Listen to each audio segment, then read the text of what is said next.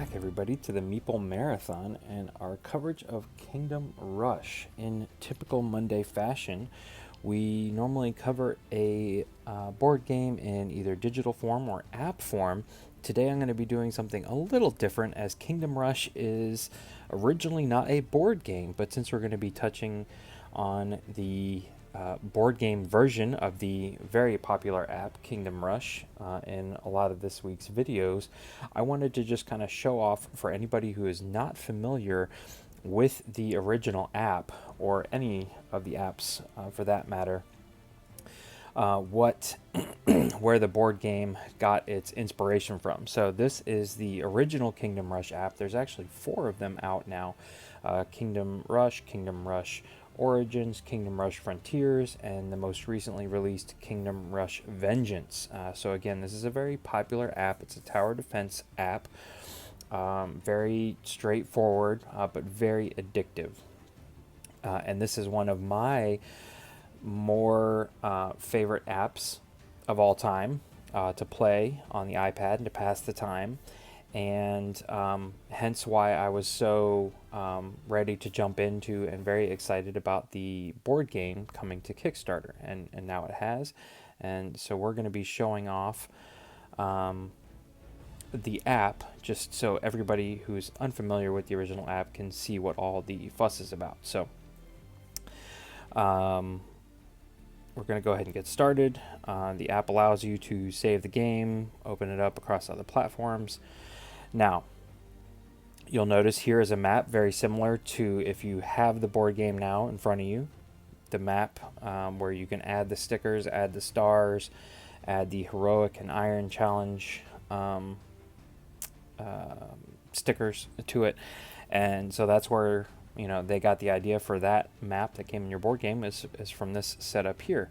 And so you can see I have gone back through and actually I restarted a new campaign recently with the board game approaching, and I am going to hop into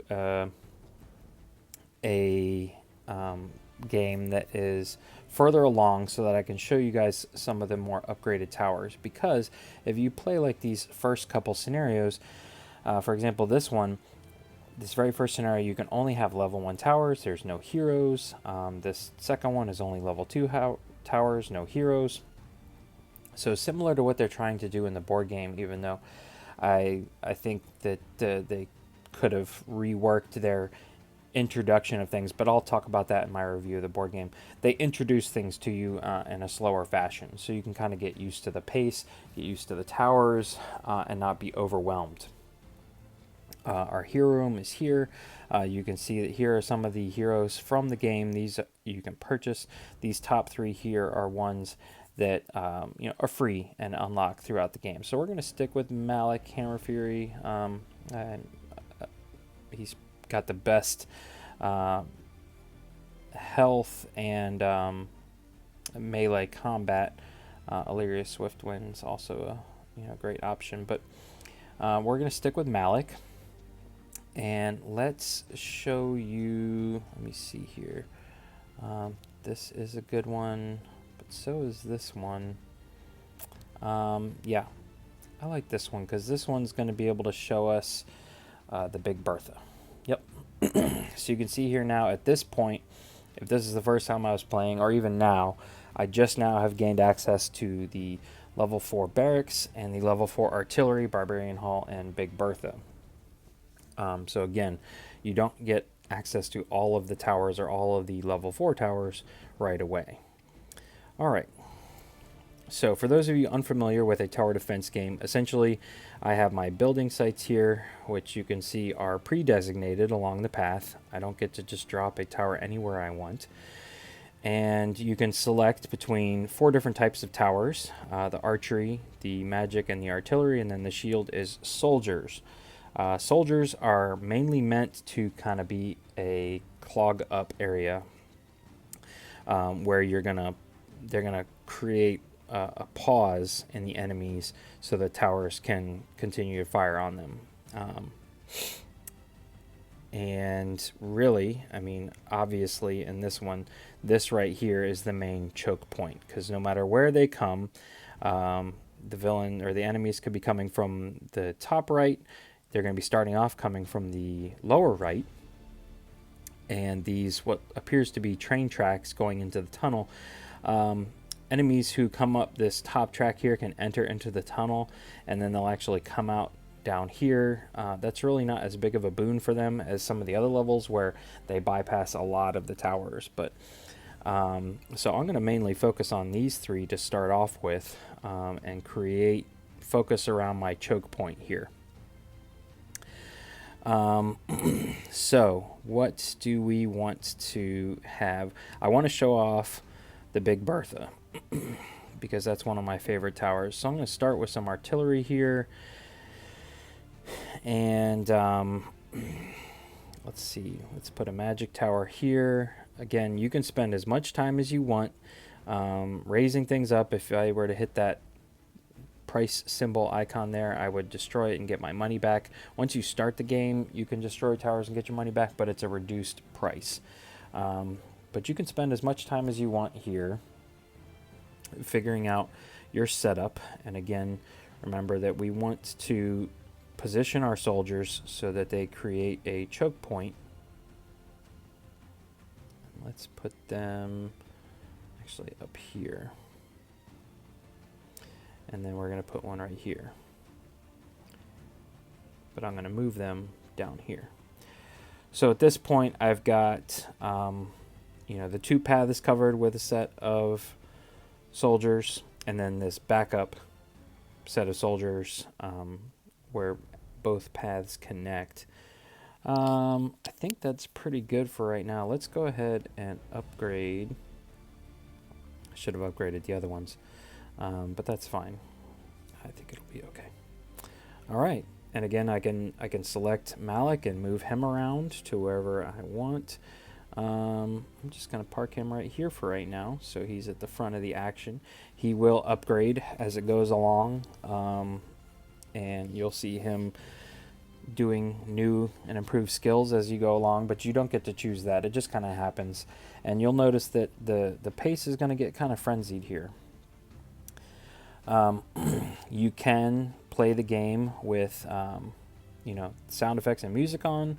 I'm going to show them to you really quick, but they're really loud. And turn down that volume. So just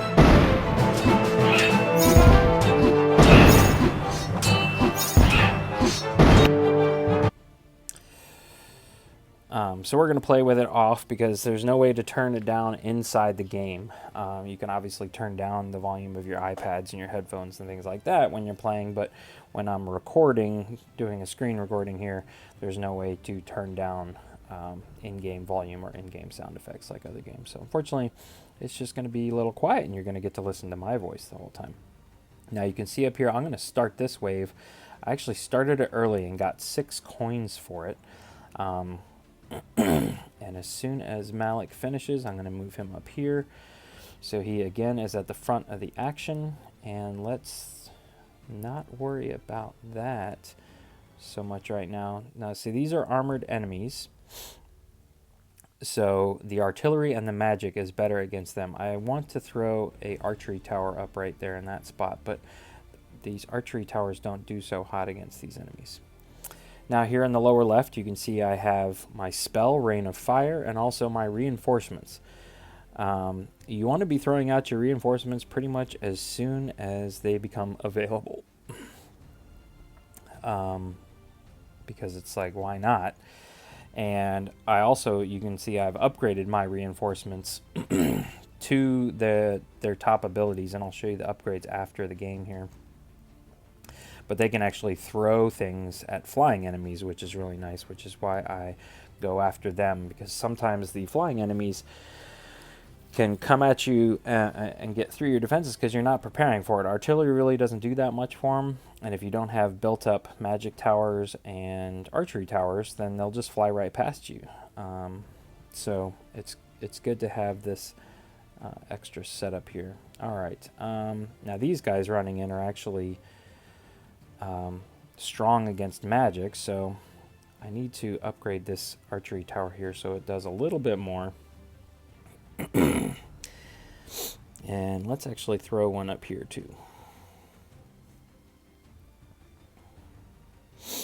Okay, so you can see the waves are starting as they increase. We're already on wave 4, but they're definitely increasing in intensity. And you'll also see that a few guys are running up through that tunnel, which really doesn't matter so much because, you know, they're really not missing any of my tunnels here the way I have things set up. Now, next thing I want to point out is the next approaching wave, wave 5, has some flying enemies in it. That symbol has the wings. And so I'm actually going to throw some of my reinforcements up here. Go ahead and start that wave so that, because every time you start a wave early, you increase or you reduce the cooldown time for, and let's just take care of these guys. You know, Rain of Fire always comes back in. So there's no reason to just sit on a Rain of Fire all day long unless you know you're going to be needing it soon. Let's definitely get these guys upgraded. And hopefully this archery tower just takes care of business right here. Perfect. Okay, so now we've got, this is the first wave where we've got things coming from the top and the bottom. And again, artillery is good against the spiders, and so I've got this choke point here. Let's actually make sure that the spiders make it up into the middle. So again, moving your spawn points for the soldiers can help make sure that the artillery reaches, that the spiders make it all the way into your choke points. And let's pause these guys right here because we're going to upgrade this other tower.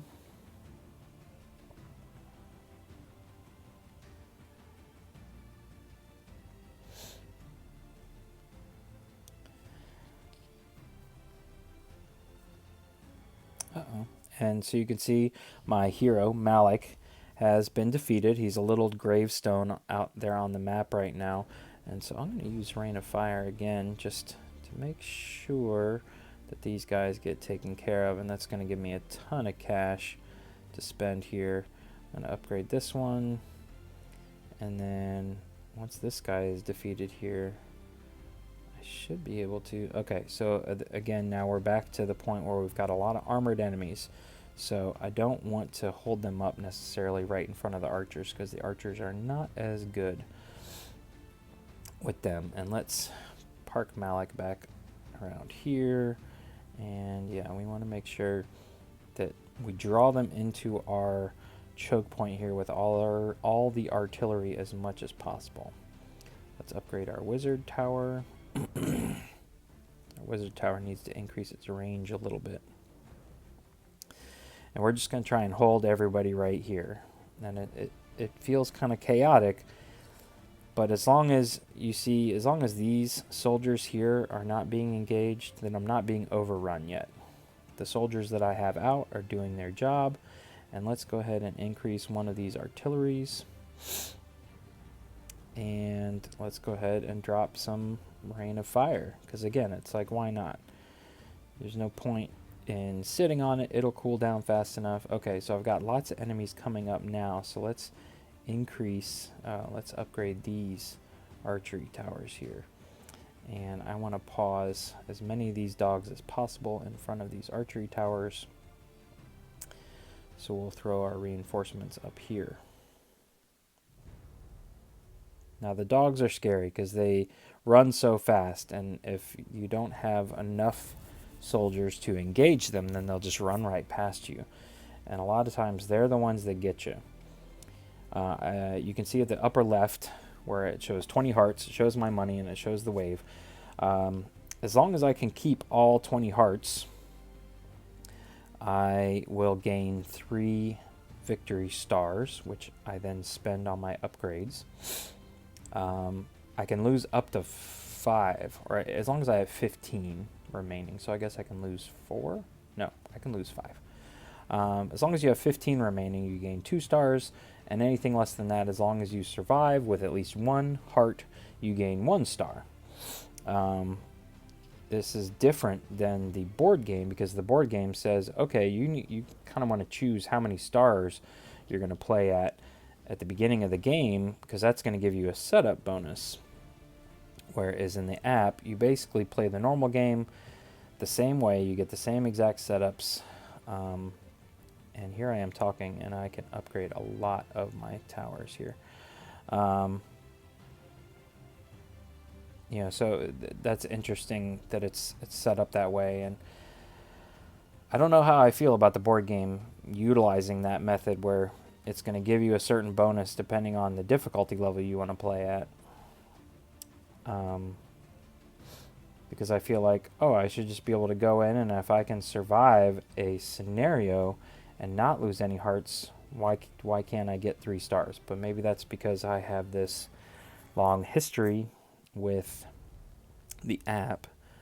And okay, so now we have our abominable snowman coming. And so at this point, I want to try and get one of these big Berthas upgraded as quickly as possible.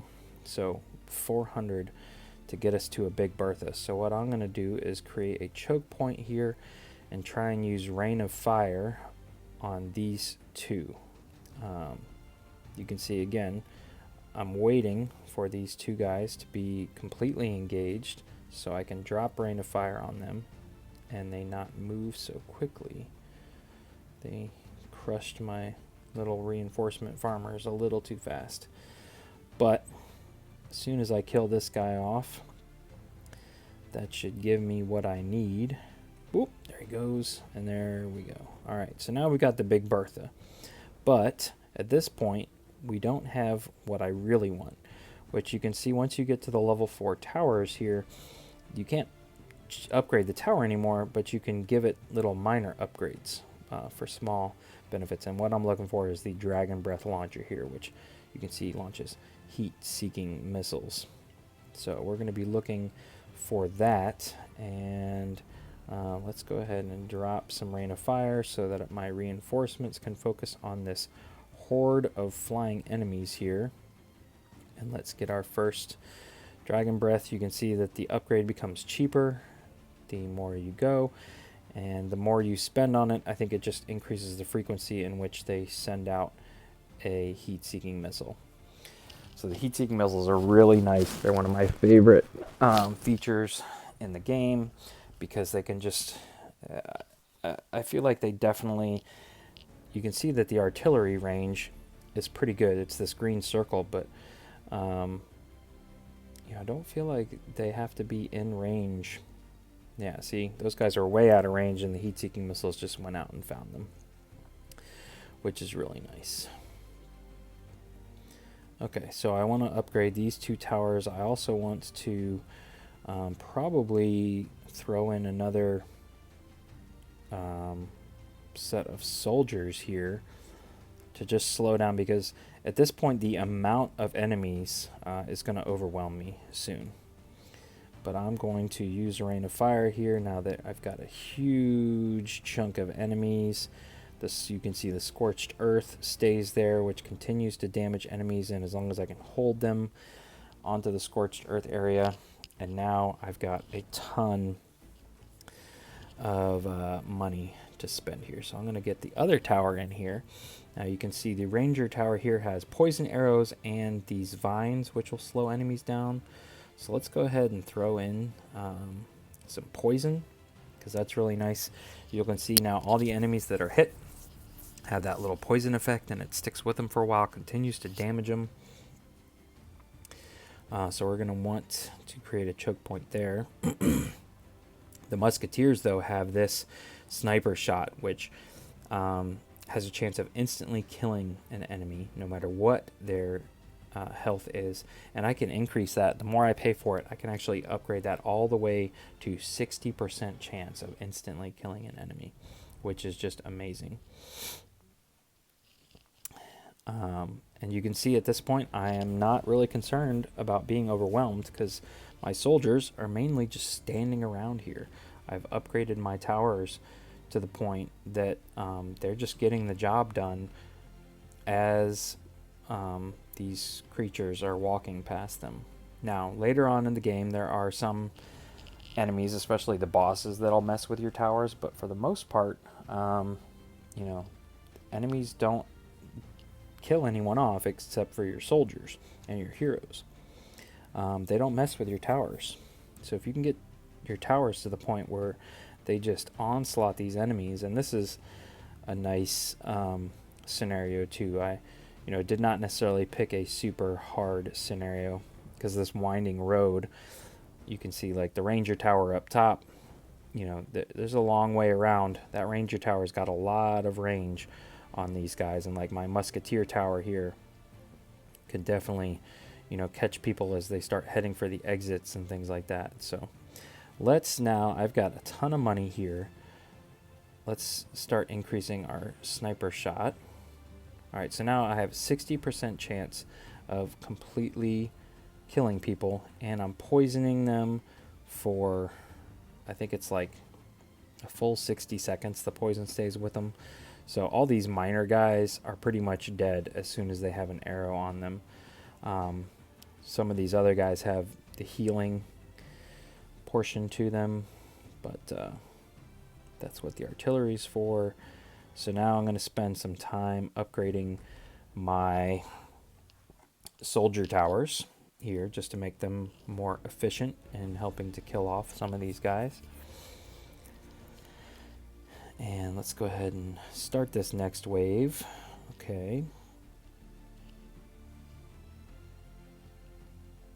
And so let me finish upgrading all of these hero towers, or soldier towers.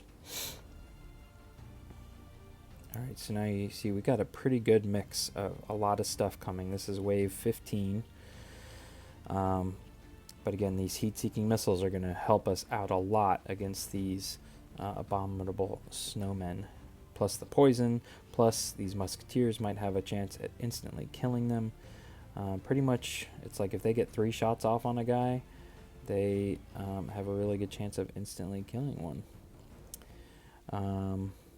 Alright, let's go ahead and now increase this tower.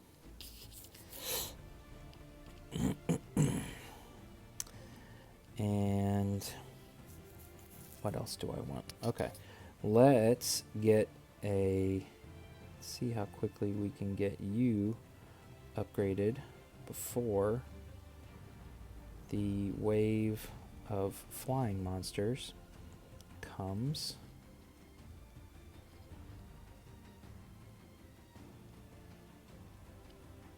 Yeah, I'm trying not to use my rain of fire, but maybe I should just go ahead. I want to get my barbarians out, and then you can see I can upgrade them for 200 to have throwing axes, which again helps against flying enemies. So pretty much I'm hoping that my flying enemies here don't even make it around the corner. And all the rest of my towers and artillery and my choke point here will just focus on these spiders.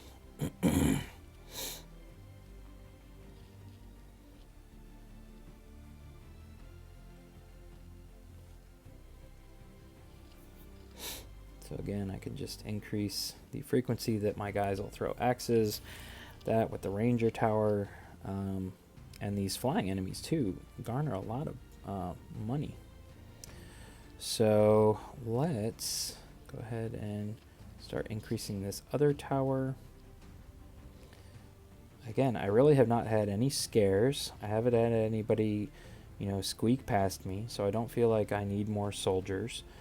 So I'm going to move my barbarians now around the corner here just so they are more not exposed, and they create more of a choke point closer to my artillery and other towers. But you'll also see they'll throw their axes from where they are, which is really nice, because their throwing range is the range of that blue circle there. Alright, so let's get us another Big Bertha out here. And this is wave 17 out of 18. So I feel like we are continuing to be in a good position. And again, I'm not showing you a super tough scenario. I've already played through this scenario, so I know that my strategy is good. There are other scenarios that, the choke points aren't as obvious.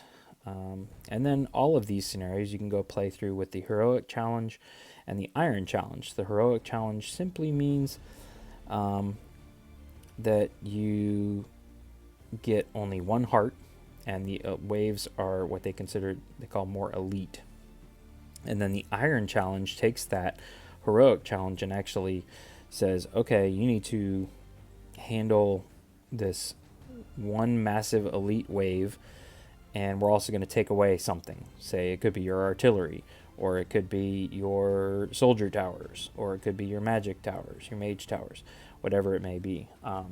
So again, this game is really addictive in the fact that you're going to play through each board almost at least twice. Okay, so I've got all of my heat-seeking missiles out. Let's show off some of our Knights Templar here, put them all into the choke point. Now they've got this chance to heal themselves, which I think is a really good tactic, so I'm going to give each one of them a healing capability so they stay out there longer. Then they've got this Holy Strike, which we're going to aim for next. And so again, essentially I'm just creating this ridiculous choke point. I've got my barbarians up at the top, which are helping to pause these monsters, make sure they get poisoned, give the musketeer a chance to one-shot them. And now we can start giving these guys some Holy Strike capabilities. And it seems crazy the amount of large enemies and the constant swarm of spiders coming in. But again, this tower here is not even being engaged. So I'm in a good spot just in case. I'm going to go ahead and give them their Holy Strike, and I'm going to drop Rain of Fire right here just because of the sheer number of spiders. You never know. It's when that you have the massive numbers. I'm not worried about the Yetis because it just takes one person to engage them. And we are set. I mean, I've got more money now than I could ever spend. But again, this is the final wave. There's no point in me really upgrading anything because everybody's dead now. And that should be a 3-star victory. So there you go. You can see I earned some gems. So let's take a look at how we can spend everything real quick. Your gems you can spend here. These are essentially almost like cheat codes. Like this one literally destroys everything on the battlefield, including your people, and the towers, and everything else. I think I don't know if I've ever used one of those, but dynamite, healing potions, freezing people. So if you feel like you need a little boost, you can spend your gems there. Obviously, you can watch movies and stuff to earn more. And here's the upgrade tower, and you can see again, my focus right off the bat was to go after this one where they can throw spears, the Cataclysm, basically upgrading my things that are free and regenerate, so reducing their cooldown time, making sure my reinforcements are the best they can be, and then I will focus on the towers. I kind of got the towers all at a nice basic level where I increased their range, damage, cost, things like that. But then I really focused on these two on the right, the Rain of Fire and the reinforcements. That's just my personal strategy, but this is where you would spend the stars. So you can see I cannot afford Cataclysm, it's grayed out, but I could afford artillery construction reduced by 10%, mage tower construction reduced by 10%. This one's really nice, increase the rally point range. So that makes that blue circle bigger. What's this one? Piercing shots ignore enemy physical armor. So all of these are good. And they just basically make everything about your game all that much better. Then there's encyclopedia. You can just look at all the stuff you've unlocked. Here you can see like this tower was not available, or this tower. Those were not available in that scenario I played, but all the rest of them were. And then some achievements. But that's pretty much it. That's the app in a nutshell. If you enjoyed this video, please consider giving it a thumbs up. And if you would like to take part in the rest of our week of Kingdom Rush, please consider subscribing to the channel because there's plenty more videos to come. Once again, thanks for watching. Have a great day.